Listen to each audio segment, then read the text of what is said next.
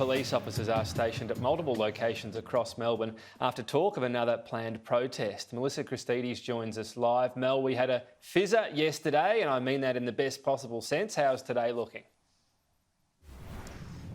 Quite the same, I'd say, Tom, but police are out in full force. They're stationed, as you mentioned, around Burke Street, at the Shrine of Remembrance in Fitzroy Gardens, saying that they'll take a zero-tolerance approach to these protesters this time round. We saw police resources bolstered by the riot squad out in the hundreds over the last several days, so it's a similar tactic deployed today. They're checking the IDs of patrons of anyone entering into Melbourne CBD to see if they have a valid reason to enter. We know that several arrests have been made, but that's about all we know at this stage.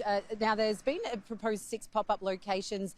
People have been texting on these encrypted messaging services, but still not the same scenes, Tom, that we've seen over the last few days, where we saw that disastrous hundreds of protesters descend on the steps of the Shrine of Remembrance and shutting down the Westgate Highway previously, and also here in Melbourne's CBD. Now, there's also concerns, Tom, that a protester that attended the Shrine of Remembrance several days ago, he's tested positive to COVID-19, and there's concerns this could be deemed to be a super spreader event. We asked the government today in the press conference how likely it'll be until we see the results of that, and that won't be for another week or so.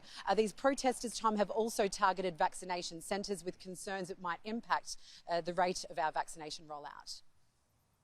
Of course we're worried. That's exactly what super spreader events make us very concerned about, not just for the ill-advised protesters, but think about the Victorian police members who have had to put themselves in harm's way to protect the rest of us. Think about those Victoria police members' families. Now, let's remember why we're here again. So these protesters started as construction workers who were essentially protesting in retaliation of a mandatory vaccine that was imposed on the industry. They wanted all of construction workers to receive their first dose of vaccination by September the 23rd. As a result, the government has shut down the construction sector, and we've seen some scenes where people have taken to the streets to protest in retaliation. Tom.